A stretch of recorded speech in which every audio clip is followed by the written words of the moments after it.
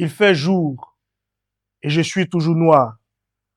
L'histoire a peut-être oublié mon nom et elle a peut-être perdu la mémoire. Je porte mes rêves dans mes poches et elles sont vides. Chaque goutte de mes larmes abreuve la terre aride. Je suis bercé tous les soirs par le chant mélancolique de la solitude. Autour du mets, j'ai l'impression de manger ma propre chair, ma propre négritude. Mon corps a imbibé toutes les salives du monde. Ma tête est pleine de neige. Je perds des ondes. Monsieur le préfet, au nom de Dieu le plus parfait, je veux une carte d'identité, s'il vous plaît. Qu'elle soit blanche, jaune ou orange, qu'elle soit d'Afrique, d'Asie, d'Amérique ou d'Europe, je veux une carte d'identité, s'il vous plaît. Je veux une carte d'identité, s'il vous plaît. Je suis la lune d'un autre ciel. Je suis le miel d'aucune abeille. Mon nom, je ne sais plus. Il y a 2 ans, j'étais Arthur. Maintenant, je crois que je dois être Patur ou Pati ou Cathy. Je ne sais plus. Ma vie danse sur la mine de la mort. Mes envies dansent, grandissent et se frottent au tort. Oh! Mon père est d'ici. Ma mère est de nulle part. Je suis de partout. Je suis de nulle part. Pour un papier, j'ai couru entre tempête et tornade, entre détresse et torsade, entre paresse et bastonnade, entre pleurs, entre douleur, entre caprices, entre cicatrices, mais j'ai supporté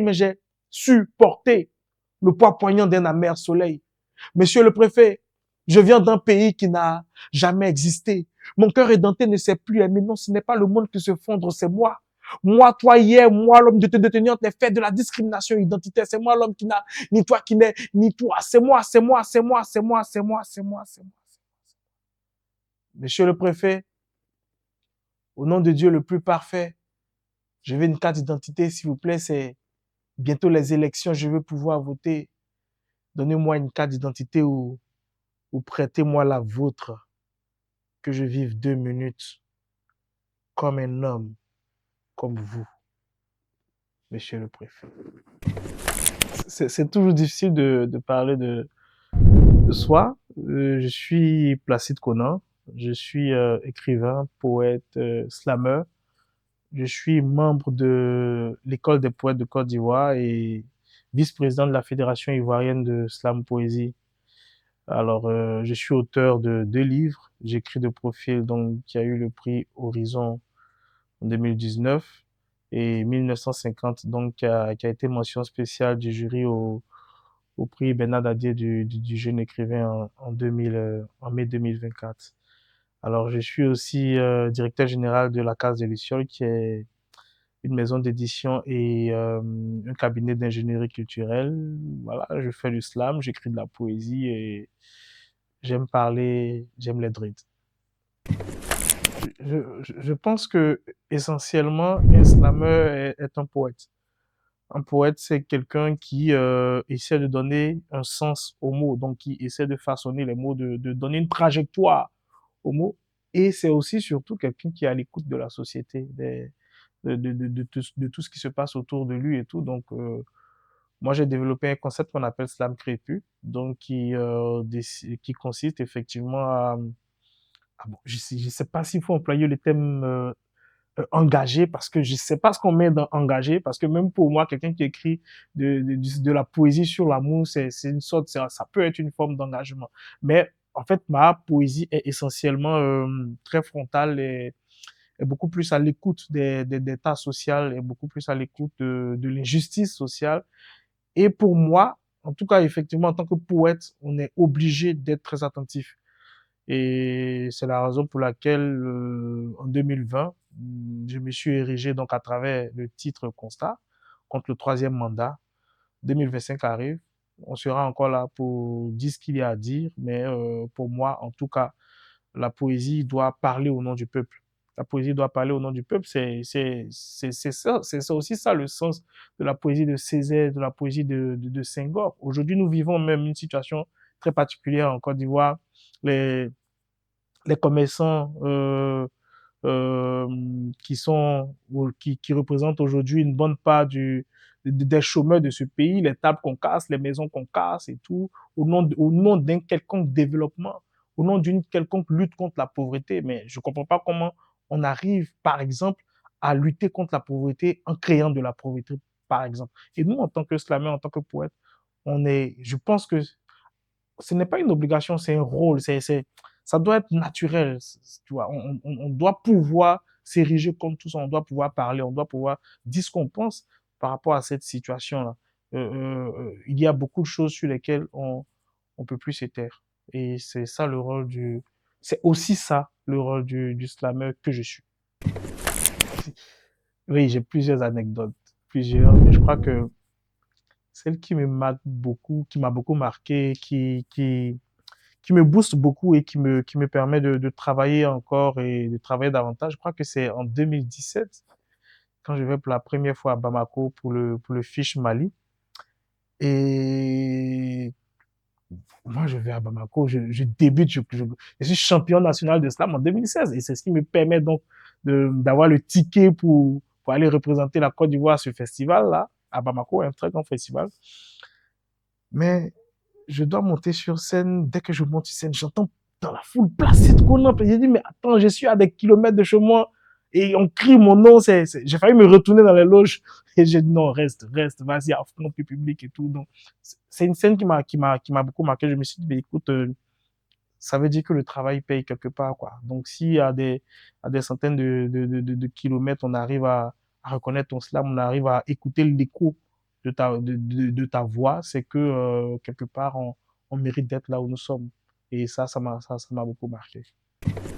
C'est difficile, ça fait, je sais pas, on m'a jamais posé cette question. Alors maintenant qu'il faut que je réfléchisse, en fait, moi, je suis un partisan de la liberté. Donc, j'aime pas trop me donner des règles. J'ai pas de trucs fétiches. Moi, j'écris quand j'ai envie d'écrire, et j'écris très lentement. Et j'écris partout. J'ai pas de lieu où j'écris au lit, j'écris dans un véhicule, dans l'avion, j'écris en marchant, j'écris sur ma dalle, donc j'écris partout. Mais je crois que je suis beaucoup plus sensible je suis plus beaucoup à l'injustice.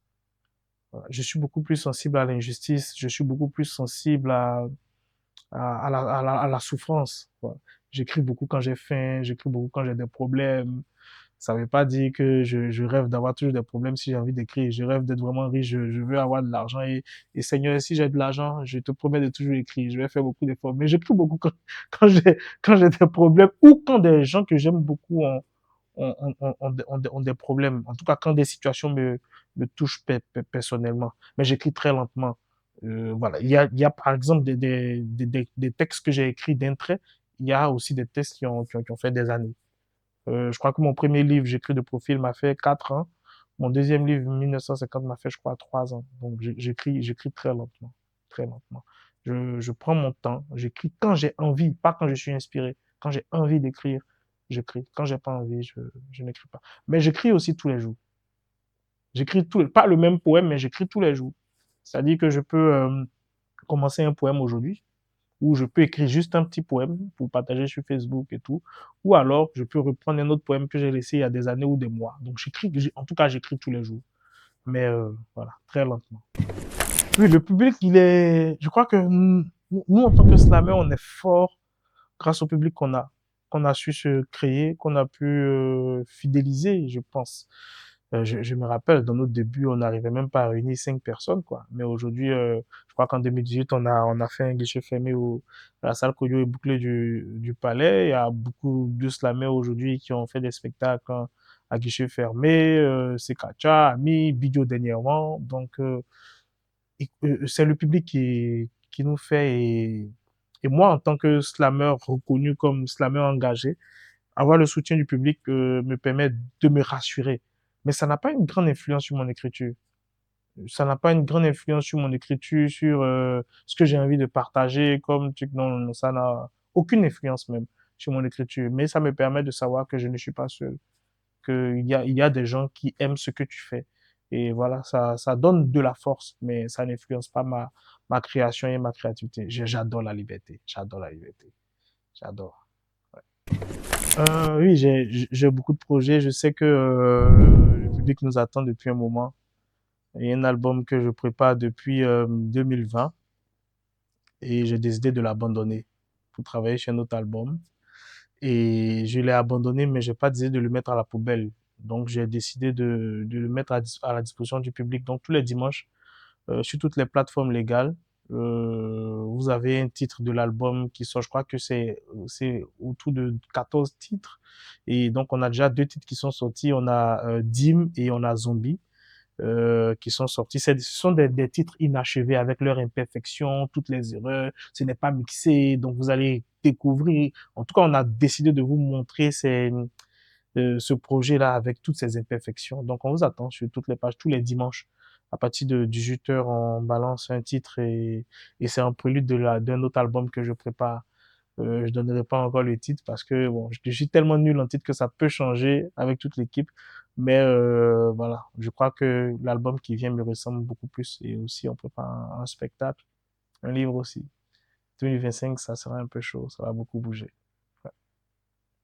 J'ai essayé de recoudre les morceaux de ton nom, de marcher les pieds nus dans notre passé si profond.